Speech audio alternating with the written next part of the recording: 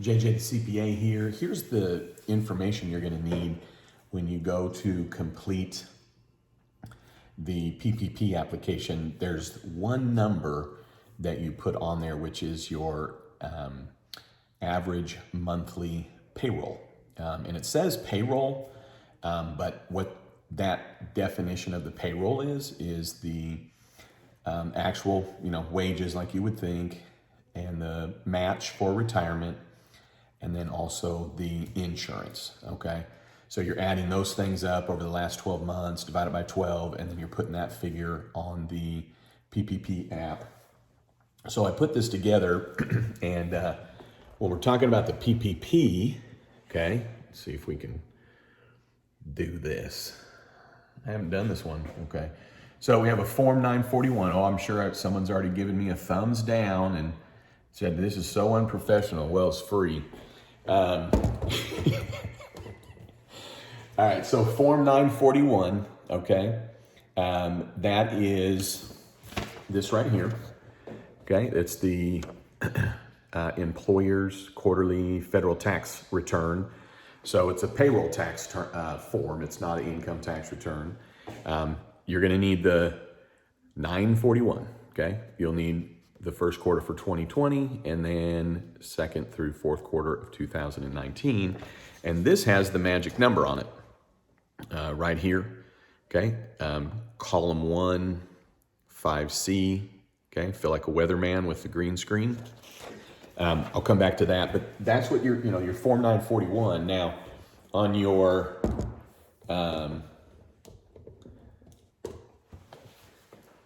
the Form 941s that you need, because this is for the last 12 months, okay, is second quarter 2019, and then third and fourth quarter. These are all for 2019, and then this is for first quarter 2020. So this is being recorded on April 1st, right? So first quarter 2020 is over.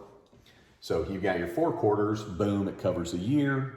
And from this, on each 941, you're gonna pull that figure, which is Medicare wages, column 1, line 5C, Medicare wages.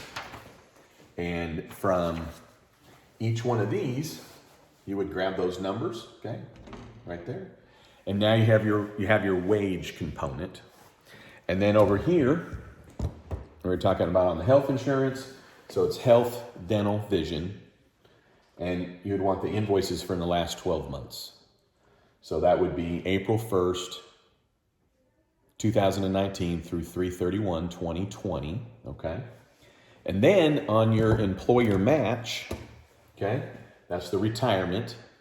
That's the match of 3%, okay? It's typically 3%. Sometimes it's nothing, sometimes it's 4%, whatever, but the match. But this employer retirement match is the same period of 4/1 through 3/31, right? It's 12 months worth. And really, here's the key. These are the documents, and then I'll have a video where I'm going to go through the calculation on a worksheet that I created. The whole theme here to remember is that this is the last 12 months. So if you're getting ready to do a PPP app and you're at the 1st of April, this is what you would need, last 12 months, okay? Now, it appears that the SBA has maybe simplified this a little bit where you can base it on an average of 2019, I guess. If you're seasonal, there's another way to do it. I'm just telling you that this is the way to do it, okay? And then on the health, dental, and vision, that includes the owners. If the owners aren't paying for any of the employees, just because the employees don't need it, that doesn't matter. The owners get to include their health insurance, their dental, and their vision.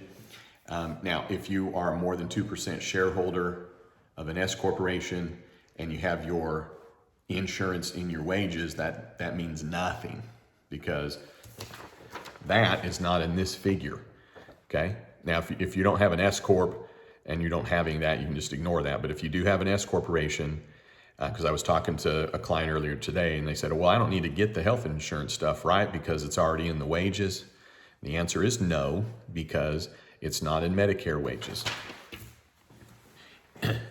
here's just what you need to know. It's almost like individuals are trying to come up with ways to not do something or something. I don't know. But anyways, it's health, dental, and vision, last 12 months, okay?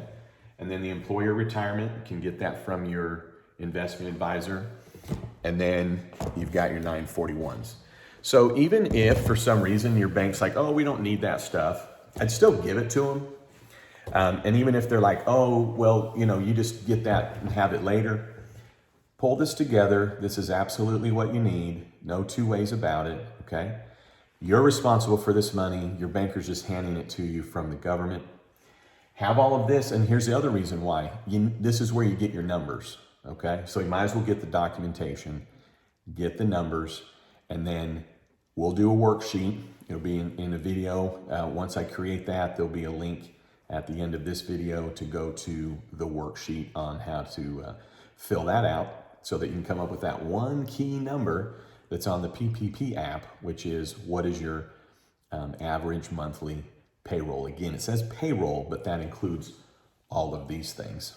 And then keep in mind this, this is then how much you get for the PPP amount, okay? This determines how much you get.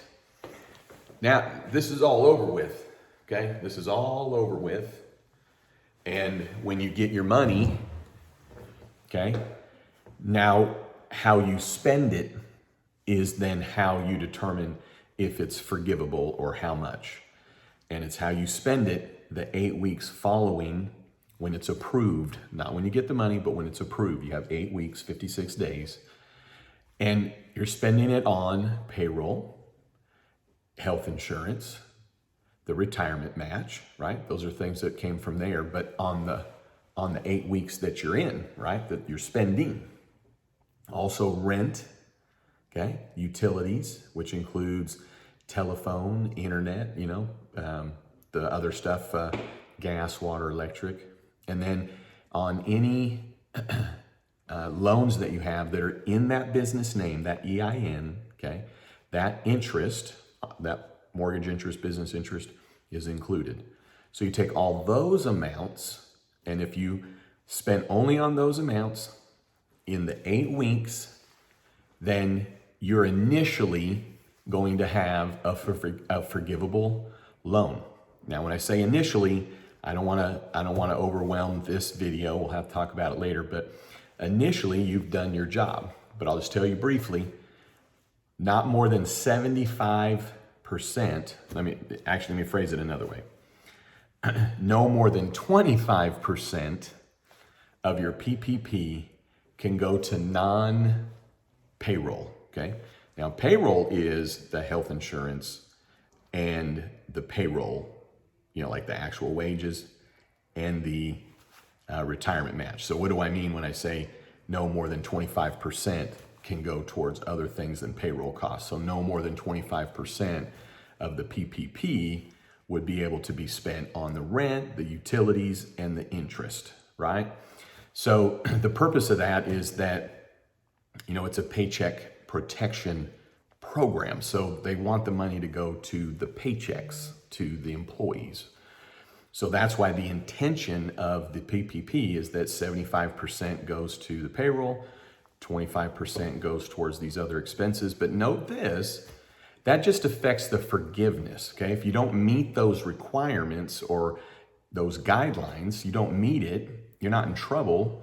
It's not that you can only use it for 75% for payroll and only 25% of that. That's in determining the forgivable amount, okay?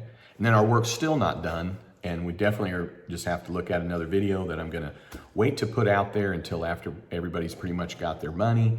But then there's another potential effect to the forgivable amount, which is based on two things, which is a head count of employees, okay, in the future that's compared to a head count of employees in the past, and monies spent on payroll in the future compared to monies spent on payroll in the past. But you can't really figure that stuff out up front per se, because it's based on payroll you're gonna spend.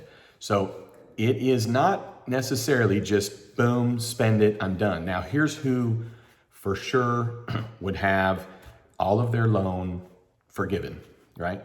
Let's just say that their loan is $20,000, okay? I don't like the word loan because it's actually, here's a gift. If you don't spend it the way you needed to, then it's a loan. But nonetheless, you get 20 grand PPP money, okay? So if they spent 15 grand of it on payroll, didn't let go of anybody, they had the same employees as they did last year and this year, okay? And they spent 5,000 on rent and utilities, okay? Then they would get all that forgiven because they spent the right amount of proportions towards the expenses.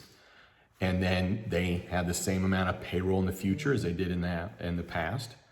And they had the same head count in the future as they did in the past.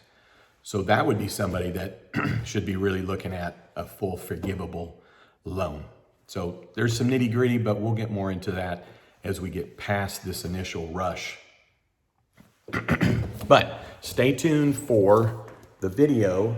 And here's the things that you're gonna need to calculate your number and the things you're gonna need for us to go through the worksheet. All right, coming soon. And at the end, there'll be a tag for you to go to the worksheet, the video of me walking through the worksheet. All right, JJ the CPA, thanks for watching. I'd love it if you'd subscribe to my YouTube channel.